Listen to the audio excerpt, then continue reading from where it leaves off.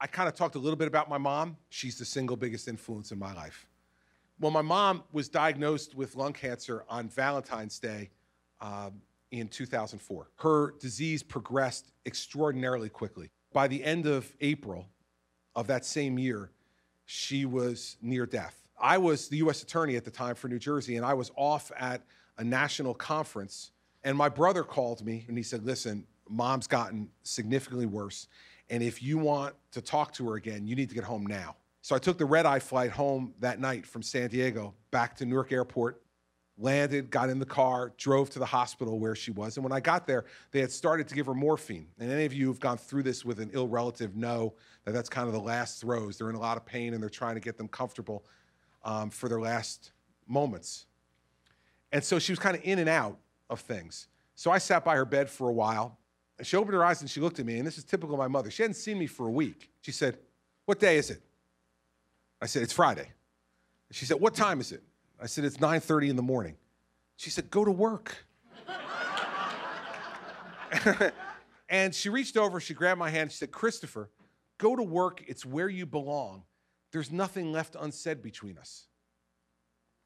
She was saying goodbye. She was giving me permission. And she was right.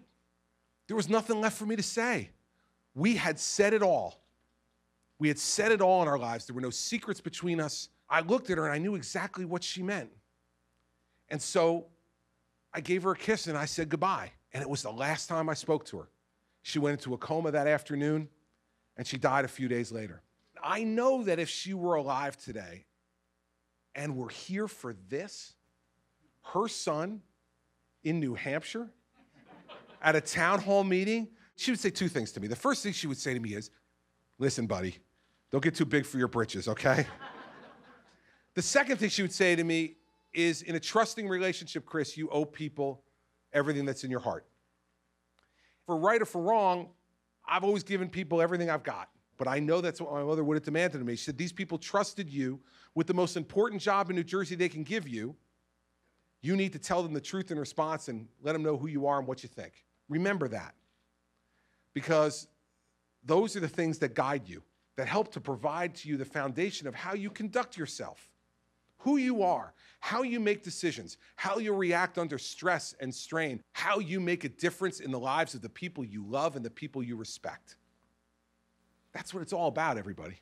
That's what life is all about.